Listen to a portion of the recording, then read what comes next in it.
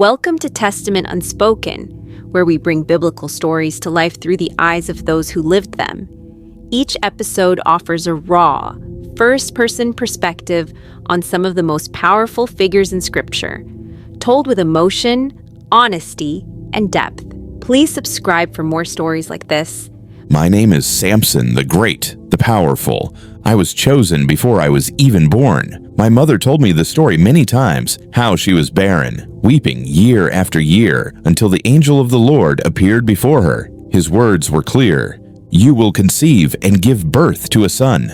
No razor shall touch his head, for he shall begin to deliver Israel out of the hand of the Philistines." That moment marked me before I ever drew breath. A child set apart, a Nazirite, consecrated to God from birth. No wine, no unclean food, no cutting of hair. My mother obeyed every word. She raised me not as her own will, but as the Lord's promise fulfilled. Even as a child, I could feel something different. Sometimes when I lifted a stone, it felt weightless. When I ran, the wind seemed to chase me. And when I prayed, I felt heard, truly heard. I didn't understand it then, but the Spirit of the Lord was already near. Then I saw her, a woman of Timnah, a Philistine, beautiful, confident, the kind who carried herself like she belonged to no one. I told my parents, "She's the one I want." They tried to warn me, "Samson, she's not one of our people. Has God not told us to remain set apart?"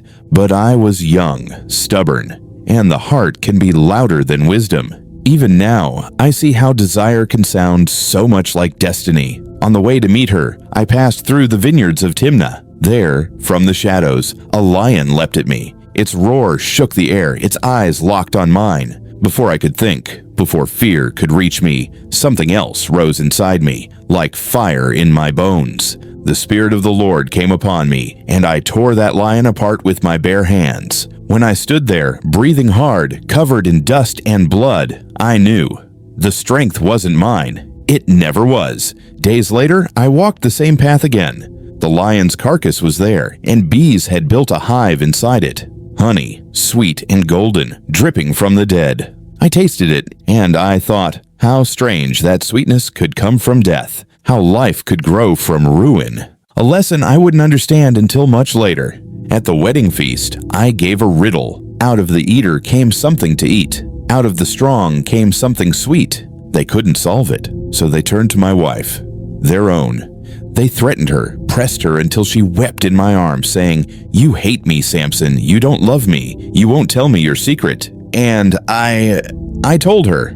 When the Philistines solved the riddle, I knew what she had done.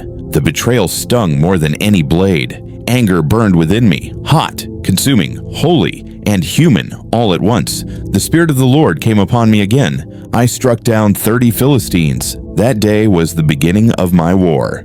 A war not just with the Philistines, but with myself. My temper was like the foxes I caught, wild, unpredictable. I tied their tails together, set torches between them, and sent them through the Philistines' fields. Their harvest burned, their pride burned, and in return they burned my wife and her father. Their screams still echo in my memory. Rage overtook me again, and I struck them down until the earth itself seemed to cry out.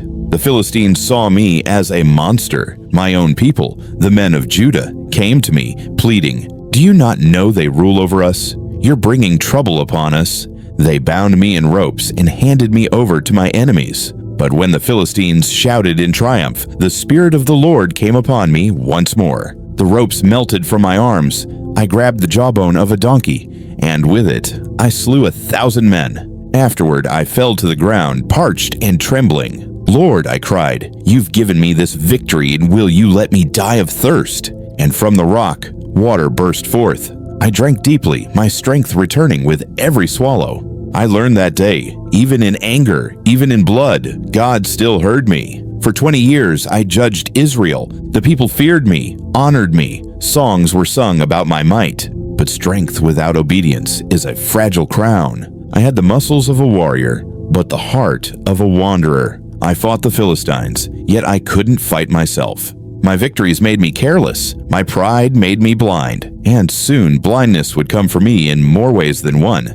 Then came Delilah. Her smile disarmed me. Her voice calmed the storm inside me. I should have known better, But love, or whatever I called it, can twist truth into something that feels holy. She asked me, "Tell me, Samson, what makes you so strong?" I toyed with her at first. "Bind me with 7 bowstrings," I said, "and I'll become weak like any man." But when the Philistines rushed in, I broke free with ease. She tried again, then again. Each time I lied, each time she tested me, but she never stopped. Her questions turned to pleading, her eyes filled with tears. And I, foolish as I was, mistook persistence for love. I finally told her, "My strength is in my hair. It is the mark of my vow, my covenant with God." That night, I fell asleep with my head in her lap. I remember her fingers brushing through my hair, the warmth of the room, the safety I thought I felt. Then, darkness. "Samson, the Philistines are upon you." I rose, expecting strength to surge through me again, but it was gone. The Spirit of the Lord had left me. They captured me. They gouged out my eyes. They made me grind grain in the prison like an ox. The mighty Samson, reduced to nothing. Days turned to weeks, weeks into months. And in the silence of my blindness, I began to see clearer than ever before. My strength had never been mine. It was God's. Always God's. My hair began to grow again, strand by strand, a quiet symbol of mercy. I prayed again, not for vengeance, not for pride, but for grace, for purpose, for one last chance to make my life mean something. One day, the Philistine lords held a great feast. Thousands filled the temple of Dagon to mock me, to celebrate their God for delivering Samson into their hands. They called for me to perform for them. A boy led me by the hand. "Take me to the pillars," I said softly. "Let me rest against them." As my palms touched the stone, I felt the weight of it all. Not just the temple, but my story, my pride, my failures, my calling. And I prayed, "Lord, remember me. Strengthen me just once more." The Spirit returned. Power surged through my arms, hot and holy. The pillars trembled. Cracks split the marble. I pushed, and the temple fell. Stone by stone, idol by idol, the laughter turned to screams. The mockery turned to silence. In my death, I brought down more Philistines than I had in all my life. I was chosen before I was born, set apart for greatness. But my greatest battle was not against the Philistines. It was within me. I was strong, yet unwise. Mighty, yet flawed. Chosen, yet wandering. And still, God's mercy found me. In my final act, I returned to the purpose I had lost. Not through victory, but through surrender. So if you remember my story, remember this. True strength is not in what you can lift or what you can conquer. It's in who you trust when everything is taken from you. I was Samson, once blind, once proud, once broken. But in the end, I saw. And that's how my story ends. I was called from birth, chosen for greatness, but my greatest battles were never fought with sword or stone. They were within me, against my pride that whispered, "You don't need God," against my desires that promised joy but led me to chains, against my impatience that wanted victory without obedience.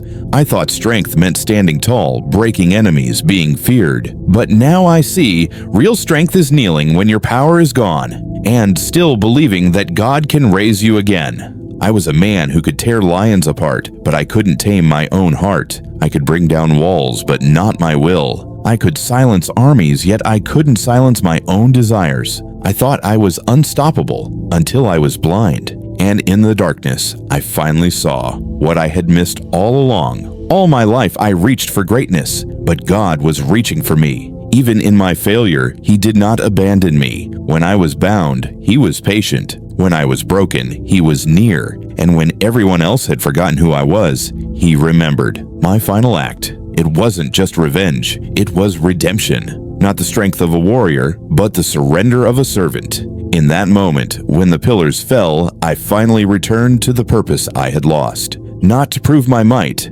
but to glorify the one who gave it. So if you remember my story, remember this. It's not how strong you start that matters, but who you turn to when your strength is gone. Because strength fades, beauty fades, fame fades, but the calling of God endures. There is no pit so deep that His purpose cannot reach it. No blindness so dark that His light cannot find it. No failure so final that His mercy cannot redeem it. I once lived for my own glory, but I died for His. And in that death, I found life. So let my story remind you, The hands that tear down walls are nothing compared to the hands that lift in surrender.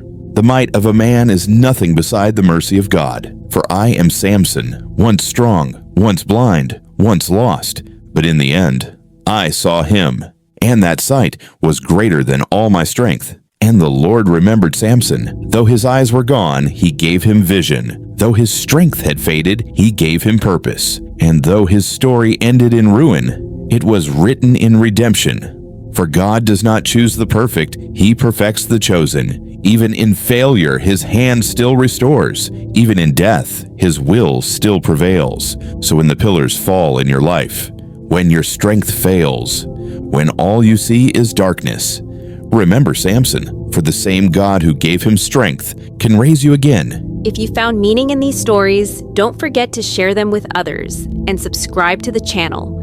Your support is highly appreciated. Thank you. Hit the notification button